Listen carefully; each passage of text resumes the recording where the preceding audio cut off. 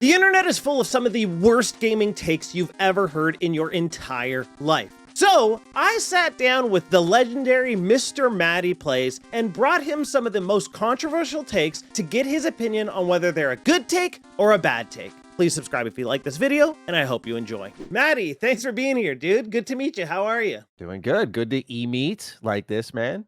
Appreciate what you do, and thanks for thinking of me with this. Of course, man. Been a fan for an incredibly long time. Oh, So thank you. just thank you so much for doing this, and thank you for agreeing, Oh, and of thank you course. for giving your time to me. I know you're incredibly busy. That's fine. I'm excited to do this. Awesome. Before we get to the questions, I thought we would start with what's one game that you love so far this year? What's one game that you're anticipating? And what's one game that fell flat for you? All right. So one game I love this year was Pragmata. That's still my game of the year. Just the hacking gameplay just really got me. Like Mhm. that combined with some really tight, fulfilling exploration. Like the story's good, but it's just a fun game to play. I just love firing it up. It reminds me a little bit of how I felt when Spider-Man PS4 came around, where I just like to play that game to sometimes web swing a bit. Mhm. In this case, I like to just fire up Pragmata to hack things and then shoot their weak points. It's an evolution of what they kind of already established with Resident Evil. And so I think it's just really interesting to play.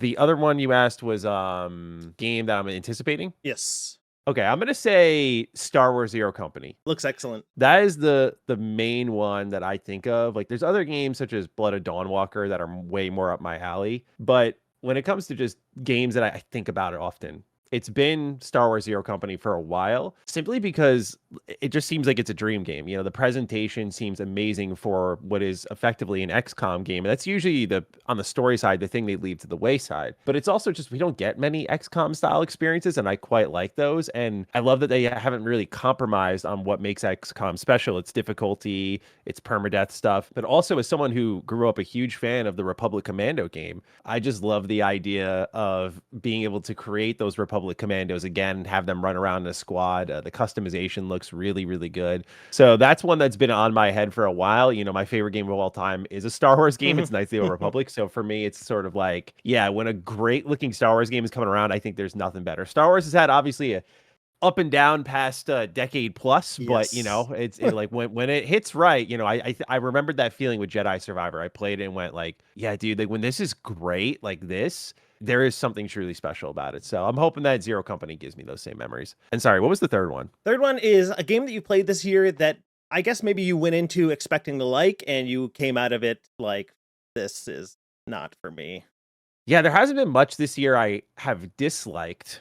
So that's a pretty good feeling to have. I was talking about this recently where pretty much everything I have reviewed this year or played has been really enjoyable. My hot take for this one would definitely be Crimson Desert. I went in expecting to love it. I went in expecting to be like, this is the open world game for me. Like I Mhm. was very excited by their promise, this new engine. And to be clear, I don't think Crimson Desert's a bad game at all, but I put like almost 40 hours into it and it's just like including the updates, and I can't get grabbed by it the way I have with other open world games. And so I respect what it does. I'm very happy it succeeded, but I definitely expected to love that more. It wouldn't make any sort of like worst game of the year list or most disappointing game of the year list, but it's definitely a game that I wish truly I loved more. I wish I got it on the level that a lot of my friends got it, because it seems very special once you hit that point. But I tried for a while and I couldn't. And at a certain point, you know, I usually don't pull the time card on a lot of games where I'm like, oh man, you know, like I know you eventually get good, but like 40 hours is like many That's,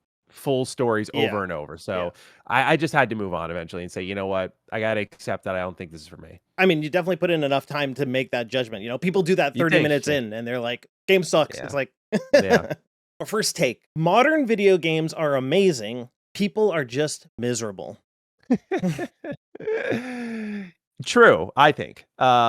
You know, maybe not the miserable part, because there are modern games that really do suck. I think what happens is like this is a year where it really reminds you of like how special I think gaming can be, at least in my opinion. Like I'm a predominantly RPG guy. but this year has brought me so many different experiences from different genres. Like I played this game called Desktop Explorer, and it's just this PC only indie game where you're inheriting a desktop from your uncle, and there's this program called Desktop Explorer, and there's some mysterious kind of spooky things going on. Very much like diegetic storytelling. Like you're clicking around the browser, you're going to all these different websites, you're looking at files, you're piecing together a mystery, you look in the source code to like solve these puzzles. It's like a really interesting, different game. And I feel like part of the issue sometimes is people not really, I say this as someone who took a while to get out of their comfort zone, but I think some people are kind of trapped in a way games are made. At the same time, to balance it out a little bit, I mean, dude, I play a lot of old games as part of what I do on Retro Rebound, and there is a sort of feeling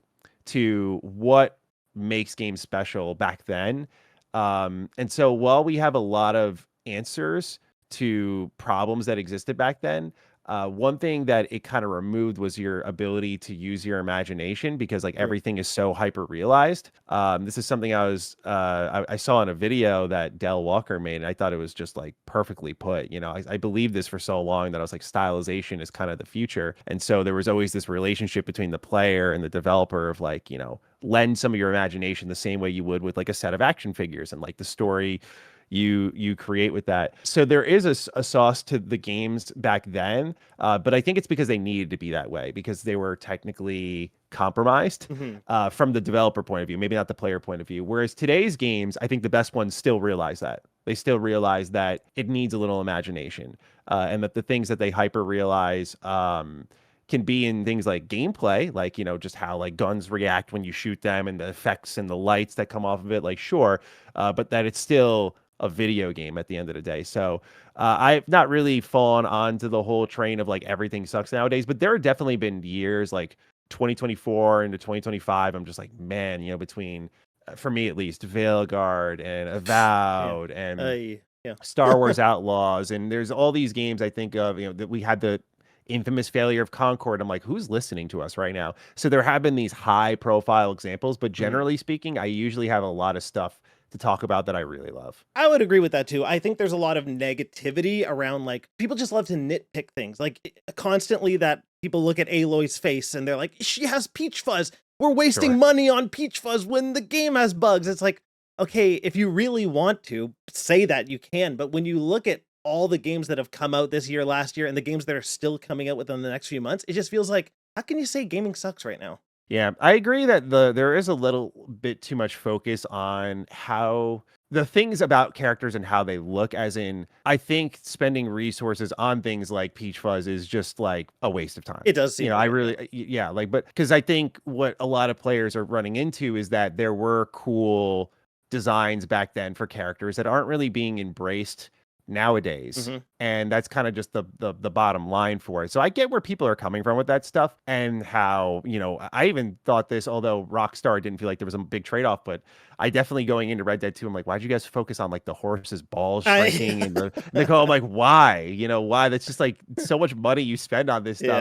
Yeah. But here we are all these years later talking about it. So there is like when you nail it just right, there is value to it the same way if we're sticking with genitalia, like the way Cyberpunk lets you scale it, right? There's Hmm. just this level of like the detail can become marketable. And I think a lot of devs convince themselves of that. Like, oh, look, it's got like peach fuzz, for example. And it's like when people don't like that character design or the changes that are made, then I think that's where it becomes a problem because now it looks like you focused on the wrong things. True. Yeah, true. And then it's easy to use that as your example as opposed to like something about the gameplay or whatever, because that's like always in your face. Yeah, yeah, exactly. It almost feels like it's taunting you Yeah. a little bit. You know, character design is something I think has really gone by the wayside in this industry. Like it just doesn't capture the same energy or excitement in most games like it used to. Hmm. It's not as memorable, and so I would love to see us get back to like truly awesome characters. Yeah. You know.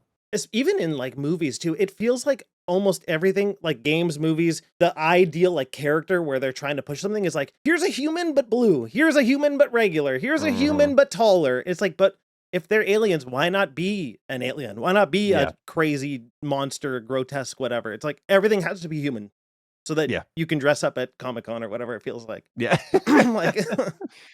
Like, side hot take: character creators pointless in 99% of cases. Mm. Uh, I like a good character creator Really? personally. Yeah, I like a good. I mean, I love RPGs, so True, yeah. I like creating. Never myself, really.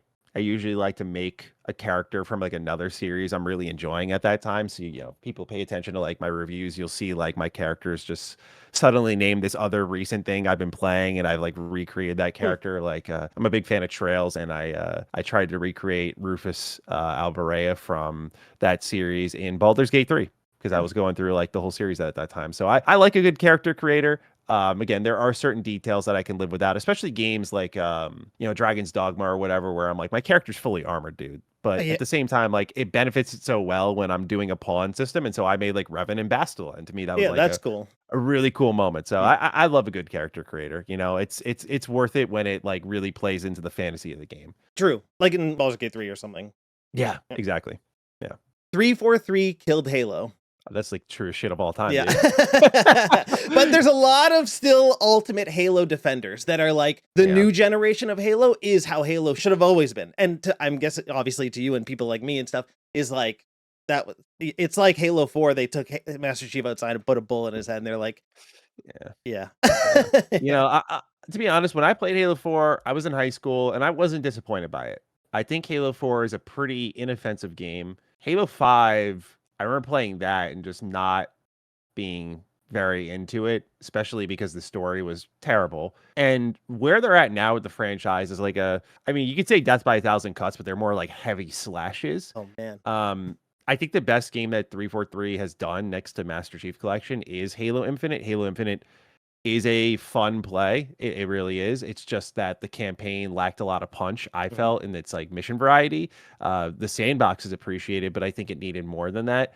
And obviously the post-launch support for multiplayer took like 2 years to get online, and that's just unacceptable. And so the franchise isn't meeting its standard, but 343 absolutely botched this one. And I think there's no better point to look at than the sales of Halo Campaign Evolve, Mhm. where it's just completely irrelevant outside of people like us who have been there since the very beginning, but it's failing to capture a new audience because between the games, the shows, the willingness to finish stories and books, they've not really done much interesting with the IP at all. And I say this as someone who loves Halo, and I was willing to give 343 multiple chances because I want Halo to be great. But yeah, to say they killed it, understatement, I Mhm. would say.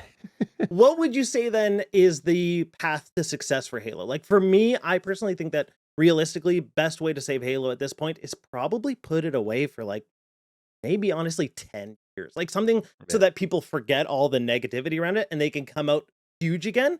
But it's also like, can you reboot it? Because what are you going to do? They've essentially remade the same game 4 times now. It's like, how many more times do we need the beginning of Halo? It's almost like they have to just take what we know about Halo, like Halo is a place, the Covenant exists, Spartans are a thing, and just do something completely brand new with it, or else it just Yeah. feels like the same old shit again. Yeah, they're in a really tough spot because exactly what you said about remaking Halo Campaign Evolve multiple times or remastering it. People know that story, but also Infinite was this soft reset, sort of like Hmm. what God of War did with 2018, where it continues parts of the story, but it's also a really great jumping off point for people.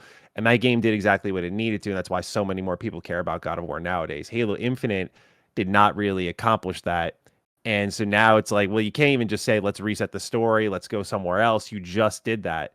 And that's Hmm. why you ditched the numbered name. So my go-to solution for Halo has been you have to dissolve the partnership with Halo Studios. I just don't think it's working. They're doing more harm than good. And I blame a lot of leadership for that, not the actual developers who are just doing their job. And then I would honestly say you got to ice it for a while. I think Xbox has been pretty good lately with how they frame things, and now is probably the perfect time for the hardcore community to hear some tough news about Halo. If it was sort of as part of the reset, we feel like to truly get back to what Xbox was, we need to make sure Halo is strong alongside that brand. So we're kind of like resetting that alongside the brand. And it kind of feels like it's moving one and the same as it always should have been. But the mismanagement of this brand from, putting it on PlayStation, which I don't say that from a fanboy point of view, but again, I don't think Last of Us should be on Xbox. I Hmm. don't think that Mario should be on PC. Like these are brand defining games, and between that mismanagement and just how bad it's got over time here. I feel like the only solution is to go away for a while, find a new partnership, and go from there. It's just a really tough spot because I don't trust Xbox right now to build their own team like they would have tried to do with the initiative and failed, or to build another Halo studio. So it's a really trapped position to be in. And I just feel like, based on rumors where we saw, oh, they're going to invest more in Halo, I'm like, I wouldn't do that right now. Like, clearly the money's not there. Like, I wouldn't spend more on Halo. I'd spend less and figure out how to not even think about modernizing, but how to get people to care again. So, yeah. Now, this is a classic one. A delayed game is eventually good, but a rushed game is forever bad. I feel like that's becoming less true as time goes on, just to my mind's eye. I'm trying to think of examples, but the way I feel is like, yeah, you shouldn't rush things, of course. But I almost feel like we're in this point where we're taking our time too much and games aren't getting better. Like, we're talking about these 5 to 7 year waits is like the average development timeline. And you're in a whole different era of your life. And the game comes out and it's like a reskin version of the thing that you played when you were a kid. And you're like, okay, this is great, but like, I was expecting more now. And I think it's like ramping up those expectations. So you don't want to rush it, but I do think games need to start getting out quicker and hopefully not using a tremendous amount of Gen AI to do so. That's my fear, is like, they're gonna be like, oh, we're getting you your games quicker. Like, look, click prompt over and over again. Here's your game. That's not what I'm looking for. But yeah, I feel we need to get back to making things quicker. At the same time, we've seen delays like really benefit some games, but there's times like when I think of delays now, I really do think, this is going to sound a little negative of me, but I really do think of like, a Redfall where it's like, God, you delayed it for a year. Like, what happened, man? Like, this is just, yeah. How bad would it have been before the delay if that's how it ended up? Halo Infinite is another one. Like, it was so unready for launch, not maybe on a technical level heavily, but like, it's a multiplayer sport. I'm like, what would have happened if you launched this with the Xbox Series X? Like, what happened, man? So to me, like, delays eventually leading to a great game is, I think, by default, something that you could argue is true. I just think what's happening now is these timelines are so bloated that people assume, like, fairly so, by the way, time spent equals better thing. But like, sometimes it's the time spent was a project and disaster, and this is just the earliest they can get it out. It's like they spent, if it's like a 5-year development timeline, they spent like 3.5 years figuring it out, and they really just made the game in a 1.5 years. And so that's what the delay comes in. They need an extra few months. Yeah. I feel like, especially now too, when you look at some of these bigger games where it feels like Kill the Justice League, for example, where it was delayed, where it's like, first of all, it's not enough time to change what the core mechanics and like core gameplay is. So the end product that you're getting is just like an adjusted version of something that was already bad in the first. Like, at that point, those projects to me feel like that's the time to cancel things, even though I know there's hundreds of millions of dollars riding on that. And you obviously don't want to just waste that money, but like, I mean, what's it going to do? What's it going to do? Yeah. You're too late at that point. Yeah, I agree. And just, this all goes back to the core decision of like, live service Rocksteady game. Why would you do that? Why would you do that? Like, I know there's people who like this, it's hot takes. There's people who have hot takes and they expect that these developers will listen to them and that it's like that will shape the future of games. But some of the games that come out and some of the decision making, it just seems like, who are you listening to? Like, even just going back to like Halo, who thought that was a good idea? Yeah. Who thought that get Bethesda and then be like, don't worry about Skyrim. Don't worry about Fallout. Take your time. Like, why'd we buy you that? Preaching to the choir on that. No. Yeah. I mean, yeah, there's a level of like, I mean, for all the examples you gave, like there's a common denominator, which is like the prior Xbox leadership, which I think had its benefits, but definitely was, I think, a little too lax in its relationships with its developers, where they didn't want to really push any buttons that I think needed to be pushed much earlier for not even just the fans, but like, their own platform and like the relevance of it. So yeah, it's not been not been a good ride for them. They spending all that money and doing nothing with it. That's crazy talk to me. I think devs do listen ultimately. Like, any experience I've had, developers are always super receptive. I think the problem is that like there's so much money flowing through this industry, and I think executives are just scrutinizing more than ever.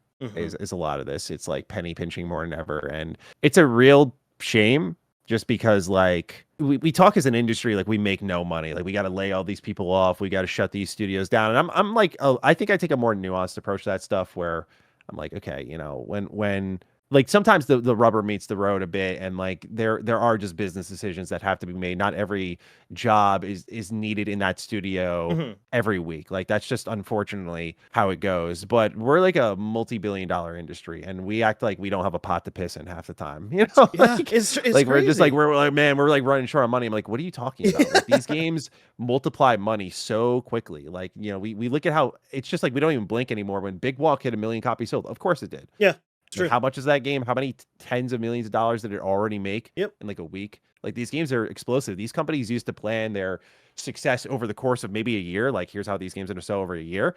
But now we're talking like, oh, we can make that back in a month and then do DLC and then sell a complete edition. Like, the excuse rings hollow for me on the Mhm. sort of, you know, we're running dry on money. There's some cases where it makes sense, but I'm rambling now. No, but you're right though, especially in like those big cases like Epic, where it's like Epic laid off whatever percentage of their staff, and it's like, dude, Oh, yeah. Fortnite makes $1 trillion an hour, and you're gonna tell me Yeah. you can't pay fucking 100 people? Like, come on, Yeah. And it's as you let them crazy. go, you say like you're getting some of the best people in the industry. Like you're acting like it's a donation. Yeah, yeah. It's so good. Yeah. Like, the excuses are just fucking nuts, dude. Yeah. Gamers killed physical games, not PlayStation. Oh man. You know, there is a level of truth to this that I would hate to admit, but yeah, like if I'm being objective, I'm glad people care now. Yeah, You know, well, yeah. it just might be a little too late. I think a lot of people who went digital were like, ah, it'll be fine. And I don't blame them. That's why like my approach has never been I'm going to try to guilt people into like caring about physical. It's like here are the reasons I think you should care about physical. But yeah, I think the industry did it to itself a little bit. Now the extra layer to this is that I do think this industry is trying to actively accelerate something that is years away. You know, we all were kind of ready for it to some extent, the idea of it. But this sort of band-aid rip that PlayStation is doing, I do think runs against a little bit of where the world is trending Hmm. with how vinyl has set records for itself just as early as last year, or just the preservation of an artistic medium. Like books still matter, CDs still matter, vinyl still matter, DVDs still matter, Blu-ray still matter. Like this stuff still matters. It gives us something to share. It gives us like a physical representation of the thing that we love Mhm. to share with others. That is what art is about. And so I think it is a fundamental mismatch with an artistic medium when you are saying we are just going to do all digital. And I know a lot of people point to PC, but that's not what the appeal of console was. Appeal of console was always affordability. Appeal, you know, PC was always like you're big into gaming. I know it's a Mhm. lot more casual now, but that was always like the you're going to spend huge on this. Where console was like you're going to spend little. You're going to buy discs whenever you want, which can come from like friends lending it to you or secondhand stores, even GameStop. You can buy used True. games, right? Like it was all about the affordability. So I do think when I look at numbers like from Capcom, where they're like 90% of our sales are digital, and make no mistake that most of the sales in this industry are digital. You know, I see things that skew that data, like they count all their game key card sales as digital, which is Mm. still a small percentage, but there's that. There's also that 60% of their total digital sales go to PC. So it's like, well, that's an only digital platform. Of course, Whereas yeah. like your console splits are more physical versus digital, where there's like a much larger margin there where physical actually exists. And I think a lot more people do care. I think the reality is that it's always been about 20 to, I would say for what given game it might be, I think a fair percentage would be 10 to 30%. There are some games that go beyond that. But I think that the reality is that they're just trying to ice the remaining 25-ish percent of us to just like half of them will move over. We're going to lose half of them and we'll be fine. But when I look at like Nintendo's Q1 stats and they're like, yeah, half our games sold for physical. I mean, I don't know, man. I just don't get this vibe that physical is really on death's door in the way that a lot of people have tried to portray it. But I do think it got accelerated by how much money is made per digital sale and that Mhm. people wanted that convenience, which I don't think they're wrong for.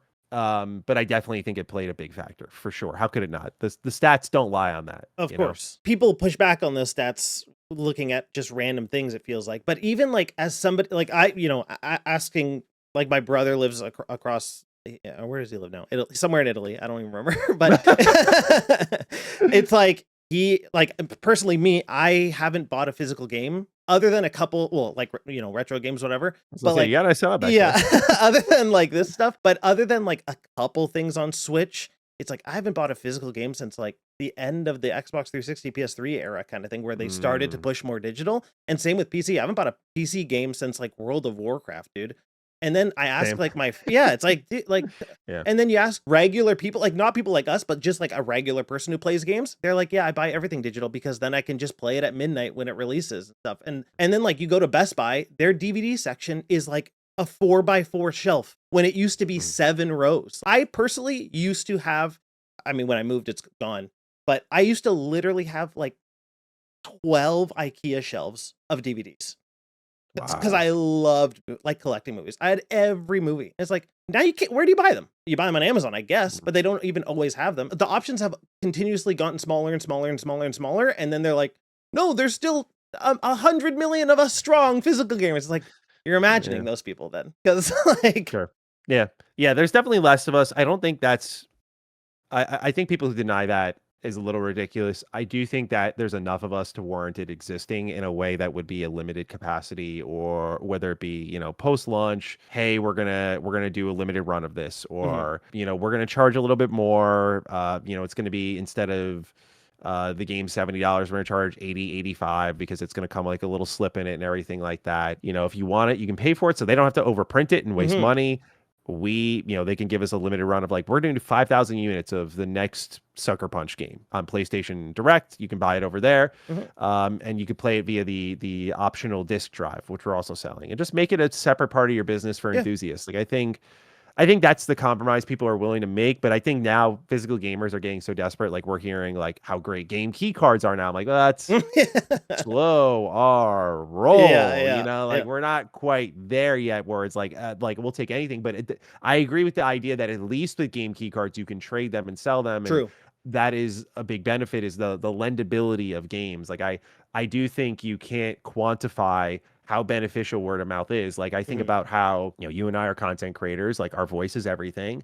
And you have those moments where like, I think of games like Divinity Original Sin, which went down the grapevine and made its way to me. I heard it from another content creator and I was like, oh, let me check this out. And I played the first one and I loved it and I made a video on it and did all right. And then I fell in love with that series and Larian. And then I played Divinity Original Sin 2 and I did a review on that and it did a couple 100,000 views. And because someone like brought me to that game just by like showing it to me, and then I played it myself and I fell in love with it organically, I naturally created this video because I thought it was so good, which then led to what I imagine were like tons of copies sold for them. Oh, for sure. Must have been. And the idea is, that I can't put a number on that, but you also can't put a number on the value of getting me into your fan base by having that option to play the game that way. So I think there is something really to be said about that, where we won't know because they're full committing to it now. They're putting stickers on their consoles. We won't know until, it's way into the generation, but I don't think it's going to destabilize their business. But I think there are these intangibles that gaming is very unique with, that you just, because like movies aren't very shareable, and by that I don't mean the experience. I mean like when you start to do like videos on movies, as I tried with like Retro Rewind years ago,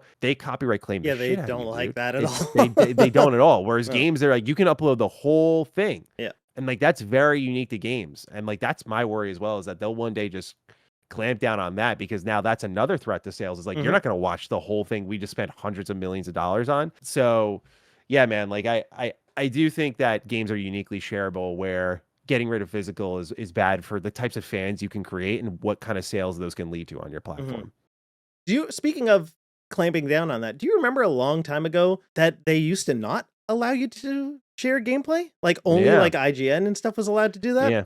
I remember even like Red versus Blue needed to get permission from Bungie to do it. Was like, so I mean, now they've reversed it because, content creators help, but I do understand the thought of like, it could go back to that. Yeah, Xbox used to not let you do much at all, from what I remember. It's one of the main reasons I didn't cover them on YouTube when it came to their games. Is like, I don't want to cover games where I need to seek permission. That's why I kind of gravitated to Bethesda before that, because I was just like, I can just talk about this stuff, and like, community forming is so huge and so important for games. But yeah, Nintendo obviously was like super behind. They're like, we want to take a cut of your revenue. I'm like, dude, do you realize how much YouTube already takes from us? Like, you want to take a cut?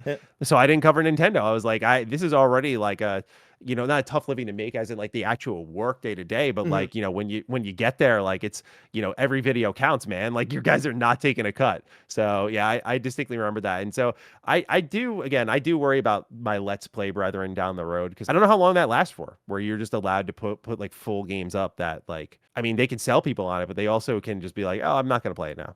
Yeah. And again, that's not quantifiable either, but they're clearly making an act on unquantifiable data I'm talking about before with Yeah, for sure. trading a physical copy to someone. It's like, oh, I turn around, make a video, and I sell X amount of copies Mhm. by proxy of that video. Like you can't really put a price on either, I guess. But Well, think of also how many copies didn't sell of like The Last of Us Part 2 because people heard spoilers that weren't even real spoilers, and it's like that yeah, threw everything out. yeah, So, yeah, that's a good yeah. point. Yeah, and it kind of like tainted the game. Yeah. That's for sure. Yeah.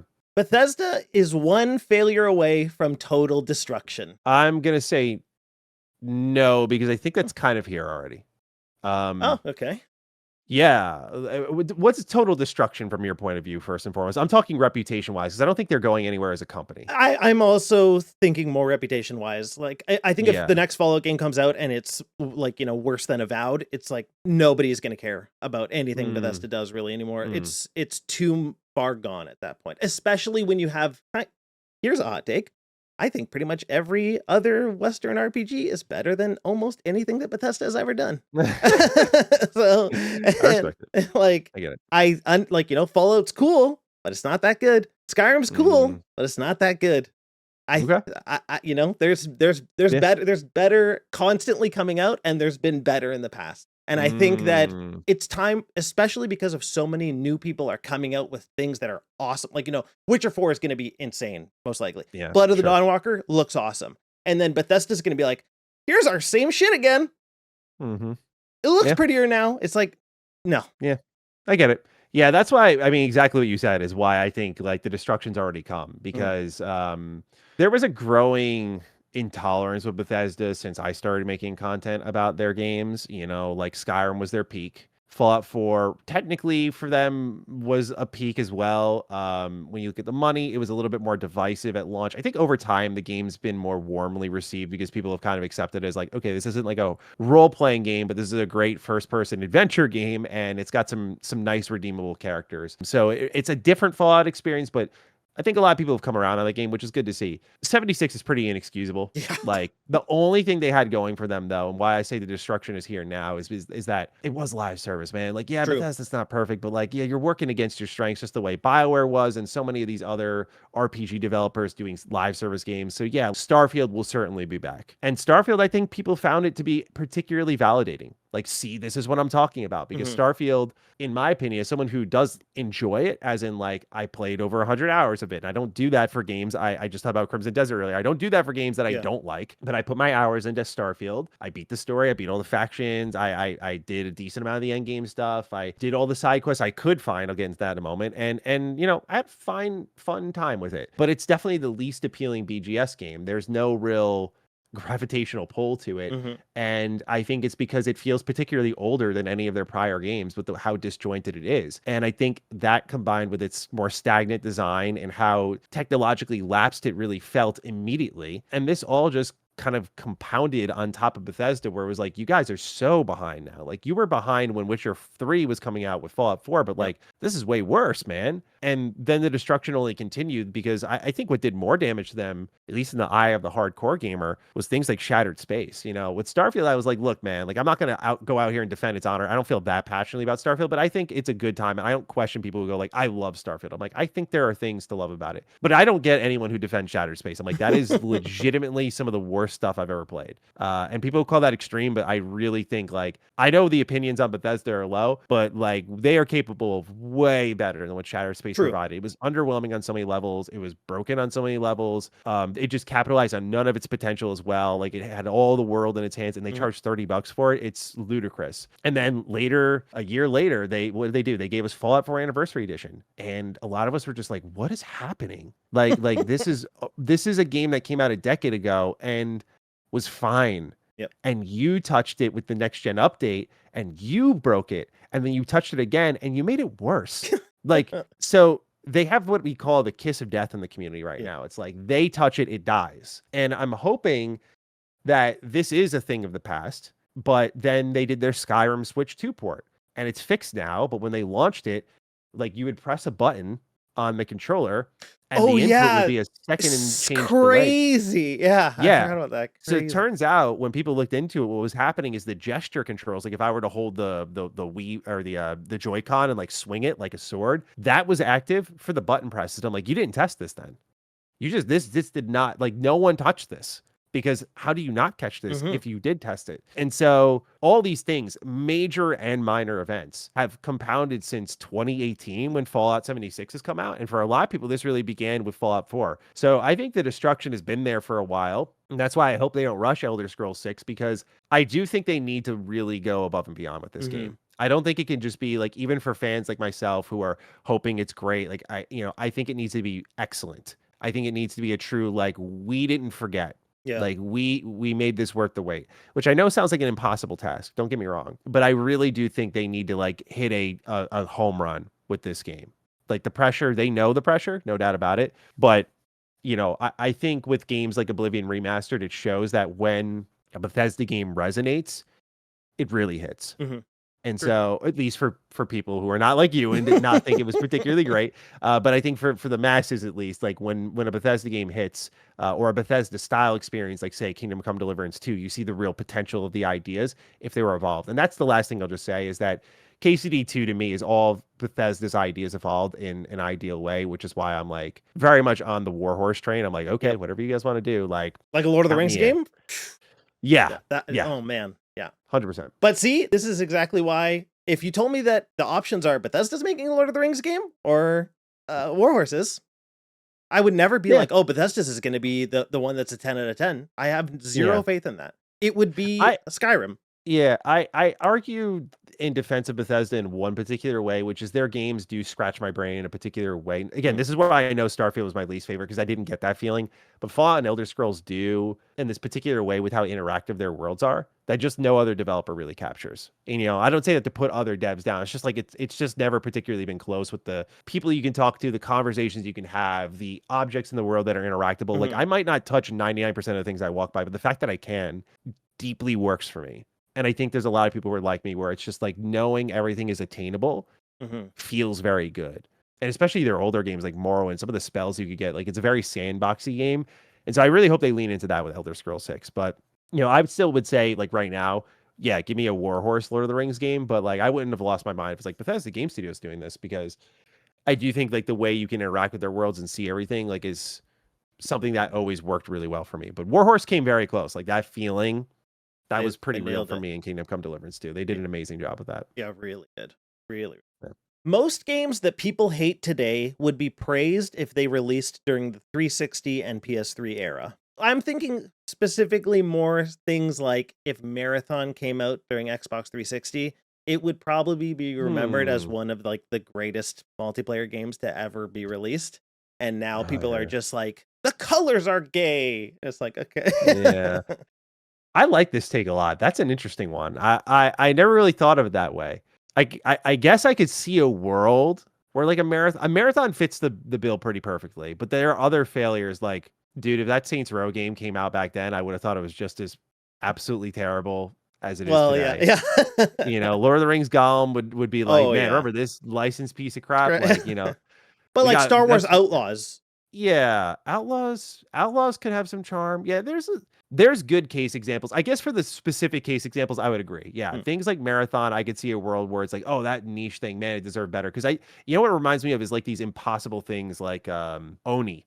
Oni was made by Bungie, I think, and published by Rockstar or something. Like it's some weird type of, like, you look at the box art, you're like, what happened here? Yeah. Like, you two were together at one point doing a game, and it's like an anime sword slinging, gun toting type of thing, like very clearly inspired by like Ghost in the Shell. It's wild that it exists, and it's just kind of this gem that sits in this wide, vast library of games on the PS2.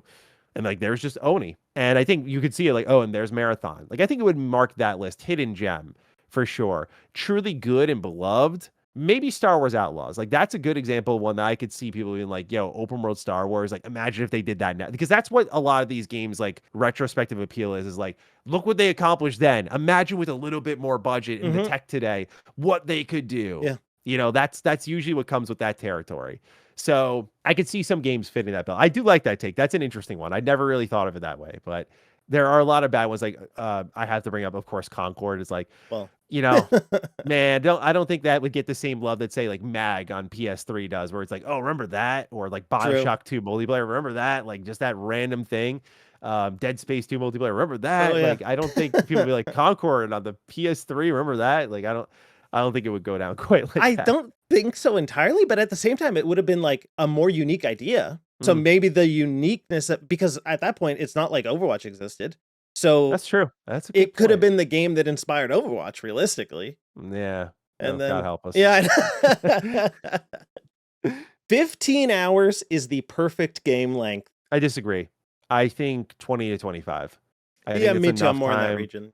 That's enough time for me to settle into something, spend pretty meaningful chunks with it. Like I can have a binge session with that and Mhm. not beat the whole game really quickly or be like halfway through it real quickly. It lets me take it in other bite-sized pieces. I can feel like I can comfortably settle in with things while not feeling, I don't know, like this creeping sense of I don't struggle with it anymore, but I used to in my teens, like this creeping sense of like, oh, there's another game to be played. Mm. And so You don't struggle um with that now? no, not anymore. You have to like I think you have to kill that party or else you're not a good reviewer. Because like if you're constantly worried about like what you're gonna play next, you're not focused on what's in front of you, and True, then like you're very not true. really giving what's in front of you a fair chance. So Mhm. that's how I operate. But yeah, it definitely was like a thing I had to kill in me like pretty quickly. There's still always like that quiet desire like of I know I'm like I'm playing MGS4 right now for the first time, and like if I were Oh reviewing yeah. something, I'd also be kind of thinking of that as well. Like Mhm. so there's thinking about it, but not like a kind of like disrespecting and like oh man, like I got to finish this quick, like I'm on a schedule. Yeah, yeah. There's a balance to it that I try to really strike. But I love the 20 to 25 hour pocket. That's where like almost all of my favorite games sit in that realm, because you get to know characters without them really nothing overstays its welcome. Everything Mhm. feels particularly fresh, and you have something that's long enough to be truly memorable. I struggle with some games that are like too short because I know there's a good feeling about like wanting more. That Mhm. means like you got something pretty good. But I think 20 to even 30 hours, like you sit in that area of like you gave me more than enough game. That's definitely good bang for my buck. Like if I got like an amazing 20-hour game and I spent like 70 on it, I would not feel ripped off. If I Mhm. got like an amazing 10-hour game, I still quality wise wouldn't feel ripped off, but there's a level of just getting more content out of it. True. That's like a impossible to ignore aspect of it all. So I don't think 15 is perfect. It can be perfect, but I like more my 20 to 25-hour games. Mhm. I'm gonna agree with you on that. I'm a big pacing guy. It's why I have a lot of problems with not every open world game, but a lot of open world games. I feel like it just, especially when there's a story, it just feels like Mm, it's almost like watching TV. And if, like, let's say you're watching, I don't know, Game of Thrones or something, and then 30 minutes into the episode, you're like, oh, I'm gonna play a game for an hour, and then I'm gonna watch the last mhm. 15 minutes. It's like that's what it feels like Yeah, sometimes with those big games. It's like, but that completely ruins the beats, everything. So sure. when it can be more contained, it feels like everything just works better as a whole. 100%. Yeah. Gameplay matters more than story, art style matters more than graphics, and a good soundtrack is one of the most important parts of a game. I agree with art style. I agree entirely with soundtrack. I think without it, it does not provide the feel that graphics really can give. Like it's a very cohesive thing. I am definitely more story first.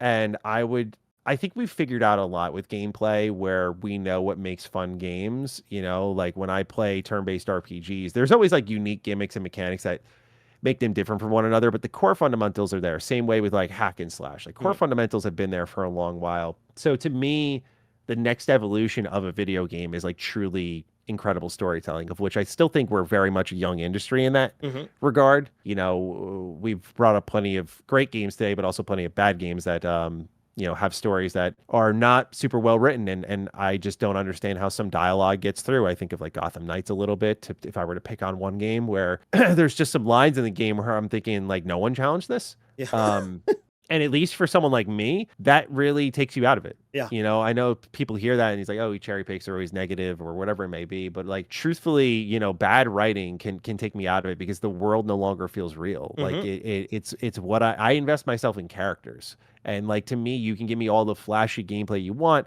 and that can work in some cases. But like usually, maybe if that works, is because I already cared about the universe. Like there's something story related that I'm invested in. Hmm. So living the fantasy in that world is what makes at least it work in my brain.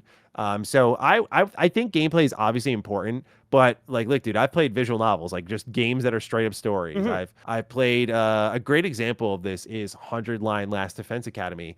This is by the creators of Danganronpa, and it is presented to you as a like tactical RPG, and like for 40 hours. It is that, and it's a great time. But then once you're going to all these different timelines and you've completed all these battles and they don't want you like refighting over and over again, they let you just skip it. And so I put 115 hours in that game, and my last 60 to 70 hours of that game was all just reading dialogue. So it very much became a different type of game by, I guess, for most of that experience. And so to me, that's what kept me invested. I was like, Hmm. the gameplay was fun, but like the story is what's keeping me here. Otherwise, I would have been out. It's the same way. I think Crimson Desert. We brought that up earlier, right? Like that gameplay, those systems are sick. Yeah. They felt very bad to control at first, but they Terrible. got better with it. But dude, the storytelling and characters, the world, I was like, I could not give less of a shit about all this. That's So another one of those games where you're saying with bad writing, those first few cutscenes at the beginning of yeah, that game was like, Jesus Christ, yeah, dude. it's bad, Yeah. man. And I respect the fun first gamers, but I think that's where my clash is because there are games that people would expect me to like, which I understand why. With something like Crimson Desert, that just like really, I was like, I can't get over this. I was like, I am so uninvested in this Hmm. world. And I don't want to sound like it's awful because I know a lot of people really like it, but um that to me I think just shows how important story is where there's perfectly playable games. I think the last example I'll give you is Veilguard. Like Veilguard is a game that can play. Hmm. Like you have pretty simple action RPG combat and weakness targeting systems and all these things that we've seen before, and you can do that for 50 hours and it's fine, it works, it functions. But the reason people tear that thing apart is because of its characters and its writing. Yep. It's just not, especially combined with the studio's pedigree or lack thereof now. It's a completely different ball game. Hmm. So I think characters and story matter way more nowadays. Like these are the things that people hyperfixate on. Yes. Right next to graphics. Yeah. I would agree, especially because most of those like realistically, like Resident Evil, they kind of perfected everything in like Resident Evil 4. The reason why you keep Hmm. playing, you're kind of playing if the story didn't change, you're playing the same game Yeah. with tweaks I say kind the of same things. thing with the Yeah. Souls-like genre. Like Yeah. there are, Sekiro is one that like, don't get me wrong, that plays totally different. Hmm. But, Bloodborne follows a lot of the same conventions that were established by Dark Souls, which is, instead of blocking, you're dodging, but like you're still using the same button layout. Hmm. But Dark Souls, I mean, all these ideas were carried right into Elden Ring. Yeah. And Yep. it's like, Yep. you're kind of just playing, you just love the challenge, Yep. which is a big part of those games. Like those are games that are driven as much by their lore and their story as their gameplay. That's the best type of game where it's like in synchronization. Hmm. Those high moments in the story are met by like a really tough challenge. And like that makes it truly memorable. So that always worked really well for me. But yeah, definitely like by default, it's about the tuning of those mechanics at a certain point because we know how to make a fun game nowadays. Hmm. Story is what drives you forward, realistically. Always. Yeah, always for me. Best favorite story in a game? Hard to pick. KOTOR. Yeah, I Yeah. mean, so good. So good. Yeah. Did you ever Yeah. play It's Jade just Empire? I feel like I have never heard you talk about. yes. You did? Okay, yeah. Great Yeah. game I too. love Jade Yeah, Empire. Yeah. really good. Yeah. That's one that like the choices of that game are just so messed up. It's That's so a good. game that if they want to bring something back that's a dormant IP, that would be Hmm. even just visually upgrade kind of thing would be really Yeah. awesome. There were rumors for a while that they were gonna bring that back. I mean, I'm talking back in like 2018 or Oh, wow. 2019. Yeah, this was like the last of the old BioWare games that I had played. Like I was very late to Jade Empire Mm. because I was playing KOTOR and I jumped into Dragon Age and I jumped into Mass Effect after that. But I had not heard of Jade Empire until much later. Oh, But wow. it's an excellent game. I Excellent. adore that Yeah. game. The good old days of BioWare. My favorite. Yeah. You talked about 20 to 25-hour games, like that was their pocket. Exactly. Yeah. They, And they Jade knew Empire lived in exactly what to that. do. Yeah. KOTOR did. Like they all lived in like 30 hours tops. Mass Effect, like it was Incredible. perfect. Yeah. This is a different question, but I'll throw it in here because you said Mass Effect. The indoctrination theory. If it's real, then Mass Effect 3 has one of the best endings ever. Yes. Okay. Yeah. I mean, I still in general really I defend Mass Effect 3 a lot because I'm just It's a like great game. even yeah, like I to say they stuck it would be a little bit of an overstatement, but I don't know, man. Like I think the marketing and what Casey Hudson said versus what was delivered really got them bad. Like, it Hmm. won't be red, green, blue, and then it ends up being literally red, green, Yeah. blue. Like, there's yeah, that's a problem. But anytime I run through the trilogy, it's still like I feel my ending and my choices were respected along the path, Hmm. and that matters a lot to me. So, beautiful game. Yep. Absolutely love it. The whole trilogy. Excellent. Yeah. The Last of Us would be remembered more fondly if part two never existed. I I will disagree because I think more people like The Last of Us 2 than is let on. Like the TV show, I've not watched it, but I don't want to judge from afar, but I've heard the second was pretty messy. Oh my god, You dude. know, Okay, I'll just to preface go this, ahead. I've played 1 and 2 maybe a dozen times each. I think they are Wow. stunning. I think everything about them Mm, is just perfectly delivered, perfectly executed, unbelievable graphics, unbelievable story. One of the best stories in games, if not the best story in games, especially sure. even part 2, even though people hate it, whatever. Yeah. The show Oh no. is like Halo show, man. Oh no. Even season one, I heard season one was good. Was it? It's uh, it's fine, but it's like it's almost like okay, so Craig Mazin and his friend John August have a writers podcast where Mm, it's called Script Notes or something like that. Through for years, Craig Mazin has been like the best game ever, The Last of Us. My god, you have to experience it. The story unbelievable. Then he's like, mm. I'm making the show. I'm changing everything. I Yeah, thought you not said a it's good the best idea. thing ever. Why are you changing Yeah. everything? Yeah. So it like has the same kind of like A B C D to get you through the points of the game, but there's Mhm. so many small changes where it's like, okay, you did this worse, you did this worse, you did this worse, and then in season 2 it's like, oh my, just call it something else at this point. Sure. Good Yeah. lord, like Yeah. it's Yeah. get McKee Okay. from the Halo show in there and just mix it up at this point because oh Yeah. my god, dude. Okay, interesting. Yeah, I was gonna just say that I think The Last of Us 2 is liked a lot more than people give credit for. Like, I'm one of the people who's not a big fan of it. I love how it plays, and I love like the attention to detail. But when I played the story, I just thought certain character choices and how they were specifically like they made sense, but how they were rationalized, I struggled with. Where I was like, I don't really quite like that. And Mm. to be fair, I've only played and beat it once, where it's the type of game that maybe would benefit from a replay. That said, I bring all this up because no game gets debated as if it just came out yesterday, like The Last of Us 2. That Like is very true. it's just got this type of staying power where people still fiercely debate if it's good or bad to this day. Like Mhm. it still feels very relevant, very current. I still see videos pop up about it. I see it pop up on social media. Like people still talk about it. And that's why I think people are out of their mind when they say no one cares about Intergalactic the Heretic Prophet. I'm like, you think no one's going to give a fuck about this game? I was like, I mean, I'm not even like a PlayStation fanboy, and I've skipped out on a lot of their exclusives. But like, you think no one's going to care about Intergalactic? I'll eat my shoe if I'm wrong, like for sure. I'm not afraid to admit when I'm wrong, but like, I think people are going to care. And if the debates on Last of Us 2, despite all the damage that show did, is anything to go by, I think people are going to care about that game. But yeah, I think The Last of Us 2 did add. I don't think it subtracted. It didn't add for me, Mm. you know. But I'll put it this way. I would still definitely play a Last of Us 3. Okay. Yeah. Yeah, I mean, that's also based on just Naughty Dog. Also, hold on. You haven't played Uncharted 4. correct. What's your problem? Oh man, I think honestly, I had a mainstream problem. I don't know. I think that's what really happened with that. I mean, I played Uncharted 1 and 2. I haven't played 3 all the way through, so there's also that. Okay, but You know. 3 is still a great game, but that's Mhm. more to say you skipped 3 makes more sense to me. But 4, especially for the like when it came out, how like people talk about it now and stuff, it just what's your problem?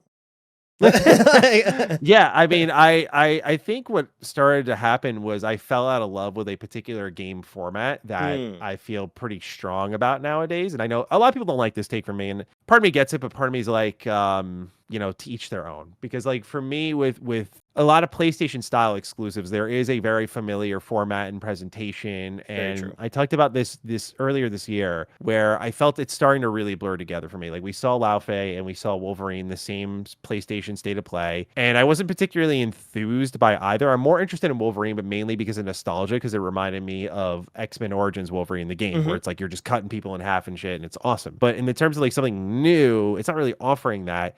And it's more like just iterations on exactly what I expect. Like, oh, this is basically Spider-Man, presentation, which is the same a little bit like Horizon, which is the same as God of War. And like they all start to meld a bit, where I love some of these specific developers like Sucker Punch. I absolutely adore. Insomniac, I absolutely adore. But there is a level of like the way they're presented, and then some ideas, and people thought I talked holistic gameplay, like Horizon plays the same as God of War. Like, no, they don't.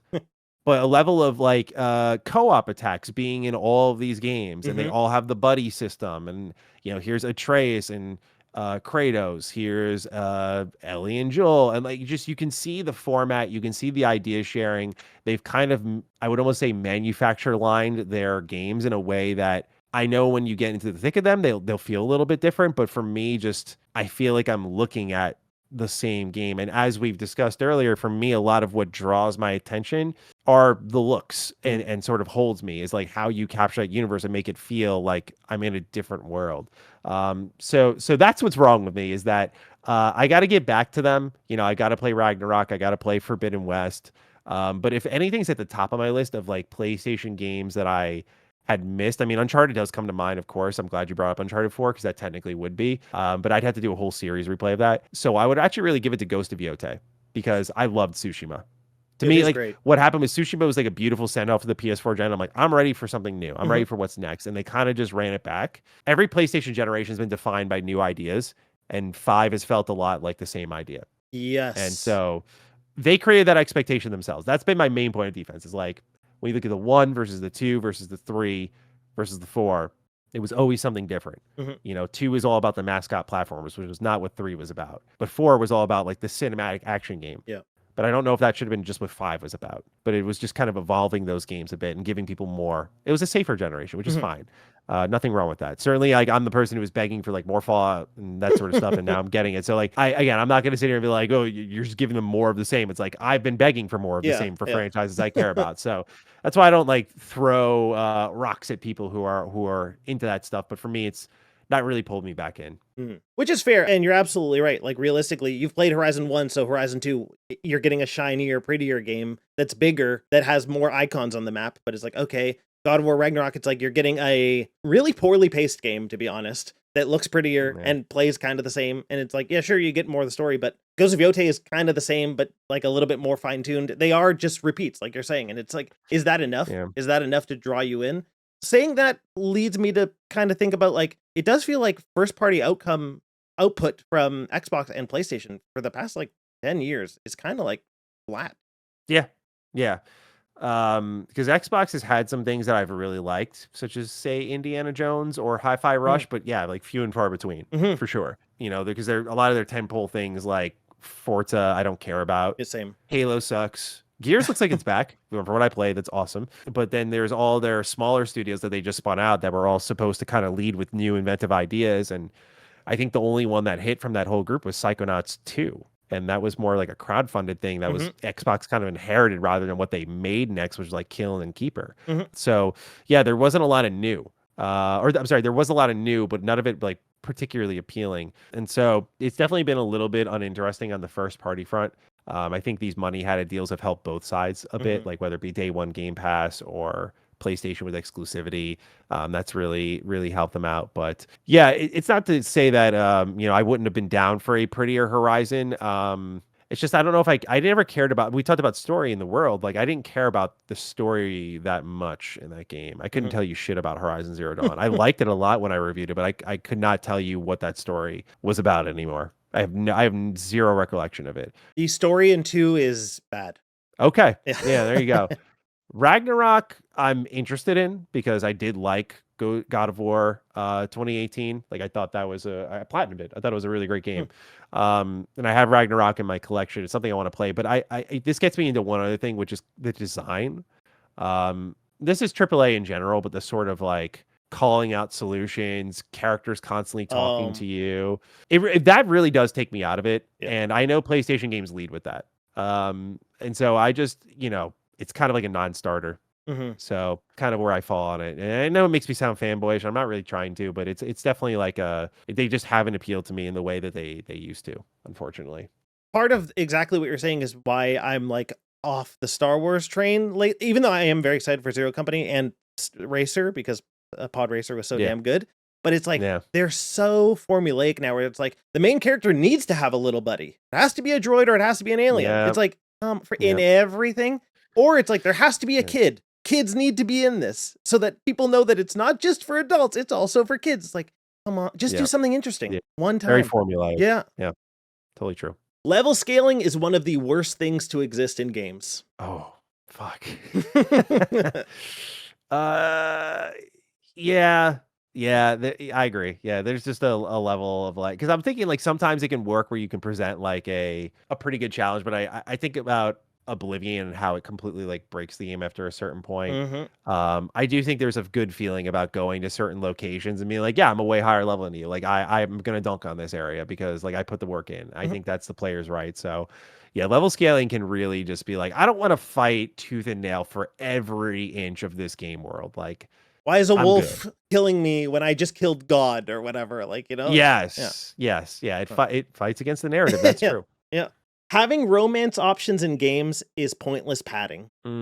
I disagree. I think they can be really additive. I am super critical of game romance, though. I think 95% of game romances I've seen have been fucking abysmal, to Hmm. tell you the truth. Like, I just think most of them, that's why people feel that way. But when they're great, some examples come to mind, of course, Witcher 3 has great romance True. stuff, not just because it's spicy. I think it's good. Cyberpunk is another one. You can really draw close to some characters. I always say that Knights of the Old Republic is a love story underneath it all. Like it's a beautiful love story, and like that really drew me in as a kid. Like I just loved without spoiling, what happens in that game. I think it's beautiful. There are characters like in RPGs. Like when I was a kid playing Dragon Age Origins, of course I wanted to get close to Liliana and Morgan.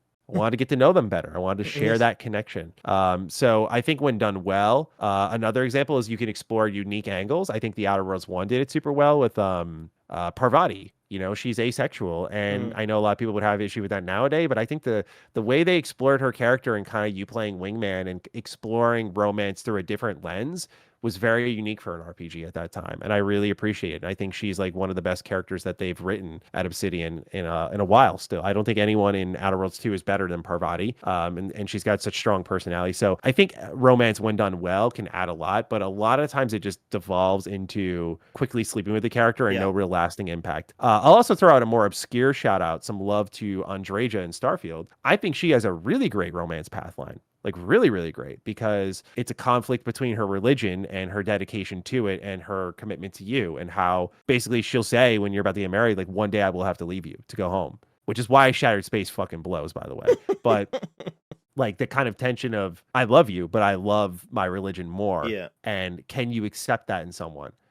It really poses some interesting questions, I think, and it mirrors our world in a lot of ways without going too far overboard. Like I think they did Hmm. a really great job. So I think when romance is done well, it presents some of the more interesting character arcs that you can experience. But I get why some would feel it's mostly padding, because a lot of times it's not done really well, you Yeah. know? I feel also if they're gonna do something where sometimes they do take it to like a deep systems level, it should just be fully integrated where like it's not an optional thing. Then it should be fully integrated and part of the story. Make it matter more than like in Baldur's Gate 3 where it's like, okay, you could have sex with everybody if you want to, but it's like, who cares? Yeah. Unless it's like Yeah. actually moving things forward, it doesn't really matter. You don't form an extra bond or anything. It's just like something else to click Yeah. on, essentially. I agree. I think BioWare had the formula with like loyalty missions and Hmm. what they would lead to with certain prerequisites kind of checked off. I think they kind of had it where you had to invest, you'd see their story, it would lead into the main story, but if you were checking these specific boxes, it would let you go beyond that. Hmm. Like I think they had it pretty figured out. Again, classic Bioware. Knew what they were doing. Yeah. Yep. Yeah. There's a reason I still just hang on to like the memories, Yeah. I don't treat myself nowadays, but like I hang on to the memories of just like Yeah. what they gave me, and it's why I still root for them. I still want them to do really well. I want them to succeed with the new Mass Effect, Hmm. I hope they do, Yep. truly. Same. I don't believe they really will, but I hope truly that they do. Yeah, that's the Yeah. thing. People conflate like I'm gonna cheer for them because I want them to succeed versus like what I think will happen. You Mhm. know, I mean they Yeah. did clean house, so we'll see. True. Yeah. And certainly they know better than anyone. Like there's been a lot of Bioware last straws, but this is certainly it, if Yeah. not already with the new ownership at EA. Yeesh. Bad. Yeah, Real bad. yeah, Rockstar should look at its past and create smaller games like Bully and Manhunt to bridge the gap between their next big release. great take. I mean, you might have seen what's in I my background that right now. I caught it there and I thought perfect right there. Yeah. Yeah, yeah. Yeah. So, yeah, man, like I am the weird Rockstar fan. I'm totally admitting that up front. Like I just played GTA 3 for the first time ever. Wow. I played San Andreas as a kid, and I really like San Andreas. But I've not been a big GTA guy, but I played Red Dead. I love that, like 1 and 2. But Bully was my Rockstar game. Bully's Like I awesome. remember playing, I mean, I'm Yeah. playing it recently too. Like I love Bully so much. That's easily my favorite Rockstar game. Mm, But I also grew up like my brother would rent Midnight Club from Blockbuster, and we'd play that too. And I never got into Manhunt. That game kind of freaked me out. yes, yeah. But the older era of Rockstar was very fun. And you know, when I was playing Bully, like there was this moment where Jimmy Hopkins was sitting down. Like you can go to class in the game. He sits down and put his arm in the chair and lean back, and Mm, like the character does a quick like 360 as he's sitting, and it's like a little bug. And I don't know. To me, I don't think it detracts at all. But like today's Rockstar spends so much time to make sure oh. that will never happen. And they created that standard for themselves where I understand now they feel they need to live up to that. But there is a level of like, man, I do miss the days where they were just like, I think a lot of devs fall into that pocket Mhm. of just frequently making games, you know? Just like the reason I think people crash out over games so much is you get something, and if it doesn't deliver, you're like, it's 7 years, Yeah. 6 years before we get something else, before Yep. we even try again. And you've lost so much money. Like it's so hopeless now. Mhm. Whereas like if Rockstar missed back then, like, oh, I didn't give a shit about the Warriors or Midnight Club, but then like The those Warriors is games are like a excellent. year apart. And then Huh. here comes Bully, which is Yeah. like '06, I think. Is like, oh fuck yeah, dude. Yeah. Like, okay, cool, perfect. So that's how I feel about it. I wish more companies got back to more frequent releases. It's a good idea in my head, but then you think about how often we're already getting games, and if all these companies were True. releasing games as Well, well, more like every year you were getting new everything from everyone, it would be an unbelievable amount of content. yeah.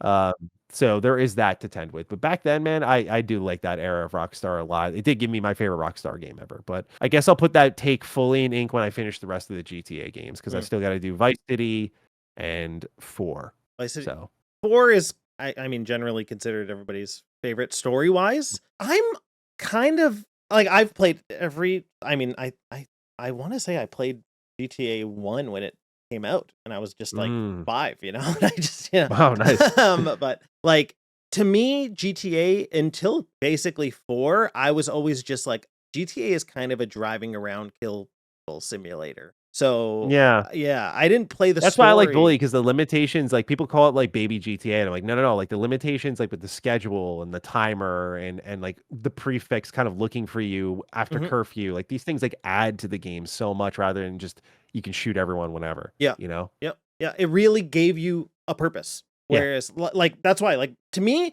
Manhunt, The Warriors, Bully, those are probably like the best Rockstar games because it was more like a focused experience rather than just Yeah. like, here's your world, go shoot Yeah. everyone and run over hookers. You know, it's like, okay, Yeah.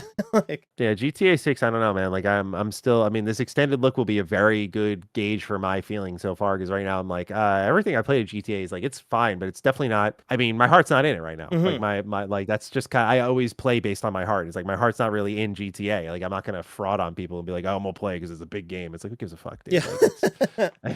you know. I'm with you on that though. To me, it's like GTA 6. I'm hyped for what it has the potential of being, I guess, and like just to see if they pulled off what they're trying to pull off. But it's not like I'm going into it being like, I know the story's gonna be amazing because like GTA 5 story kind of is fine. Like it's Yeah, I've heard people really come back to that game and not really feel as great about its story. And so, mhm, yeah, now Dan Houser's gone. yeah, So, that's the guy who wrote like all of their best stuff. yep, And so now it's gonna be interesting to see like what the team that's been left is gonna do. I mean, obviously Red Dead 2 is incredible. So there's mhm, a lot of that talent's still there, but we'll see. I really hope it does deliver for all this pain and agony it's caused the industry in a lot of ways. It better be damn Yeah, good, better but be. we'll see. But I agree with you. I really was interested in Rockstar when I was younger compared to as I got older, where I was like, oh yeah, I played GTA 5 a lot. I played Red Dead a lot, but like I've never had the Rockstar bug like other people where they just kept coming back. Like Yeah. I thought Red Dead Redemption 2 was excellent. I also thought it was a little too long. Like, Definitely was. I just well, I would just say the epilogue section specifically. I like the main The main story, we'll call story. it, beautiful. Mhm. But like the epilogue, I was like, okay, I'm kind of ready for this to end. So I moved on pretty quickly compared to others. But I know I'm not your traditional Rockstar player. So there's also that. Yeah, makes sense. Games like Mega Man and other old dormant IPs would only work in today's realm of modern gaming if they are completely adjusted to fit for the modern gamer. I think there's some truth to that. Yeah. I like that you used Mega Man because there was a canceled Mega Man game. It was called X. You can actually find gameplay online of it, and it was a Doom clone. Oh. But you were playing as X, and yeah, it was a first person shooter, fast movement, like takedowns and everything. It looked awesome. The premise is there. And I think that is one way you could bring back Mega Man. Like you can bring back what they're doing now with dual override and like get the core touchstone first. But I do think that to get Mega Man into a popularity kind of bag, it's got to go like take the ideas from Legends, more 3D, and evolve those, make them more playable. Like I do think it needs to go in that sort of direction. That's like a dream game for a lot of players. Yeah. It's like this kind of Mega Man game that's fully 3D. I mean, it's funny, the Mega Man IP has been like hurt so much by certain high profile failures. Like X7 is the reason a lot of people don't think 3D Mega Man could work, but Legends already proved that it can. It just needs some better controls, camera work, which based on Resident Evil Requiem and Pragmatic, Capcom knows very well. They know, yeah. So I would love to see a Mega Man game in that sort of style, is what I would say. And so I think that, yeah, if they brought back Mega Man in a big way, they were crazy enough to do Dragon's Dogma too. So I think they'll bring back Mega Man in a big way like that. I think that's inevitable, but I think they want to satisfy the core audience first with something like dual override and then do something kind of unique and different. So I agree that to get, because it's funny, Mega Man sold well by like quantity per series, as in like there was a set amount of us. The IP as a whole hasn't sold as many copies as you'd think, given how many games there are. But because so many of us showed up for every Mega Man thing, there's still a fan base there. It's I don't know, man. Like when you look at I forgot what the series total is, but when you look at the sales versus how long it's been around for and how many games there are, it's stunning. But that was a game series that was like, I mean, for me, it was so prominent in my life during the early 2000s, unavoidable. The X games I love. I prefer them over the legacy stuff. Battle Network. Battle Network, of course. So good. Yes. Yeah, Battle Network's my dude. I Mega Man's like my ASMR. I don't think I've ever really shared this before, but like sometimes when I'm like working on even our own game and I just want to have something on the background, I usually have music going, but sometimes I'll turn it off and just listen to people play X Command Mission or Battle Network. There's something very about Mega Man soundscape that I feel very at home with. And I mean, you think like people would think that's Fallout for him or Elder Scrolls for him or something along those lines, KOTOR even. But Mega Man has that particular effect on me that no other series really ever has. But that era was just so unmistakably like beautiful. And I think part of it was because, yeah, there wasn't just 2D games. It was like X Command Mission was literally Final Fantasy X for Mega Man fans. Like it was a fucking awesome moment. So yeah, I'm going on, but I would love to see Mega Man come back in more ways than one because I think that's when he's at its best. It's just surprising to me, like, especially with all the development issues of Pragmata, you would think that they would just be like, okay, we're taking Hugh out, we're taking Diana out, and now here's a Mega Man model, and now it's just, this is the future Mega Man. Like, that would have been, that's all they really had to do. Because for Mega Man to hit the popularity that it needs to, like you're saying, to really continue, I think they do need something like a Pragmata style game, because the average gamer is going to look at Mega Man Dual Override and be like, who the fuck cares, man? Yeah. Especially because it's going to play like a legacy title. Because the thing that appealed to me as a kid with X is like things as simple as wall hopping or little upgrades that you'd get. Like you'd be able to jump and with the helmet on, you'd be able to like break the thing above you. Like those things just went a long way for I think the newer generation like me, where it was a little bit more evolved. And I think the problem is that like X has had this kind of like up and down big time quality trend where a lot of people hate the later X games, but like for example X8, I love X8. Like that was I think most Mega Man fans are like, fuck that game. Like, Yeah, a yeah. lot of people hate that. X7 I get. X7 I grew up with as well, and I hate X7. Like that's one of the worst games I've ever played. But like X8, I do love X8. Mm. That again, that era, like that X Maverick Hunter, X Command mission, like I think his name is Mark Gatha. Like he voiced Mega Man, and like I can't hear anyone else's voice as Mega Man except his. You know, like when I heard Mega Man's voice in the dual override trailer and stuff, I'm like, Yeah, something's not right like here. kid Mega Man doesn't really work for me as much as like X, who's like a seasoned war veteran. Yeah. Yeah, I love that shit, man. So I'll take anything. For me, it's the intro of Mega Man 2. That's locked in my Mm. brain for scaling up that You're building. talking about OG, like legacy Yeah, stuff? yeah, yeah. Yeah, I've not played any of those. I've never, I should say I've not played it. When I tried playing them, I've never enjoyed them as much as X. So you'll have to explain to me because I'm not familiar. Well, I mean, for me, it was like at a time. I mean, what was I? I don't even remember when I was probably 5 years old. Same kind of thing again. But it's like something just about. I think going back to the early question was like imagination. It was like to me, it Yeah. was like this game is so much more than it is, and like all the sounds just feel so like iconic and ingrained in my brain, where it's almost like Mario. You'll never forget the coin Yeah, sound, you'll never forget the sure. star. Like those things are just like they're locked in, and like that's how that early Mega Man feels to me. Got But you. I'm also not like to me like Uh, he's cool, but I'm yeah, you have the Battle Network one, right? Yeah. Yeah, cool as hell. There, now we're matching. Nice. The Mega Man to me is like a cool character.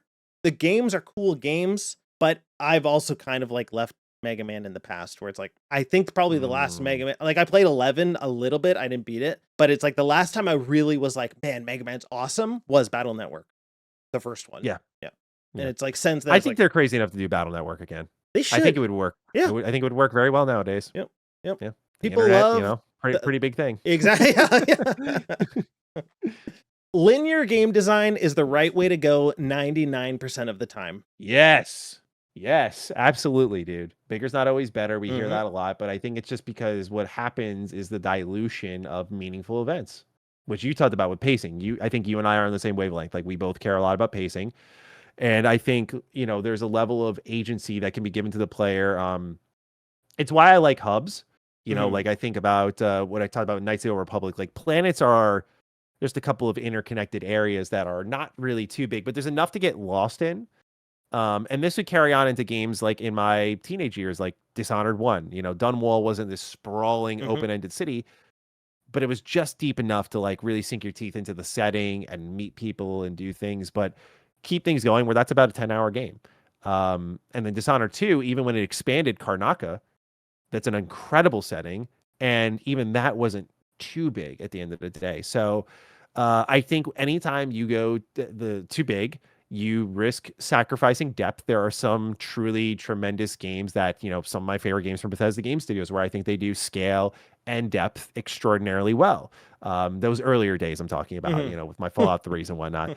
That was everything to me. I was like, I can't believe this. And it didn't feel like it felt like the artistic direction fit the world really well where, with Oblivion, even when I was younger, you could feel a little bit of like, oh, these ruins, again, they look the same as the last ones I Oh explored. man, they're Yeah. all the same. Yeah. Like, I mean, one person built them all, so that's impressive yeah. nowadays. But you can feel that for Yeah. sure. Whereas Fallout 3, because of like the way the wasteland works and where you go into, some of these building formats work Mhm. a lot better. But like you can get scale and depth in these moments where you're like, yeah, this is amazing. But most times, as the question said, or that take said, like most times, yeah, dude, it's like way too risky, I think. And you create something more meaningful and memorable and impactful, which might even translate, if you're thinking just business, into more sales Mhm. if you just kept things a little bit more slim. Starfield is the greatest example of that, right? Just a really great example of like if you did 5 solar systems or a solar system with just 5 planets that Mhm. all had like very distinct biomes and feels, like that would be incredible Yep. too. But they went for obviously hundreds plus solar systems and we saw the outcome, it did too procedural. Yeah. Even like Too big. realistically No Man's Sky where it's like seemingly infinite or whatever. I think the latest information that came out when they're talking about Light No Fire, whatever it is, the next game, Sean Murray Oh yeah. said like 0.01% of the planets have been explored. It's like, well then what's the point? I come to the same default. Like, I'm the same way. People are like, "Awesome, I'm diving in." I'm like, "No, yeah, I'm so good. yeah, I'm so no, good, dude." yeah, Like, no, this doesn't thank feel you. meaningful at all. No, This feels like I'm playing numbers the game. And yeah. so I know people love No Man's Sky. I'm very happy for its comeback. But I just definitely sit in that sort of pocket of like, yeah, it doesn't feel like purposeful for what I'm looking to draw out of games. So I'm good. Hmm. Yeah, totally agree. And that's it. We are I done. survived. You Woo! survived, yeah. Just want to say thank you again to Matty for joining me on this. It was really, really awesome to have him on. And thank you to everybody who watched, especially if they watched all the way through. That's awesome. Please subscribe if you liked it. Please share if you can, because it would really help me a lot. And I'll see you in the next one. Thanks.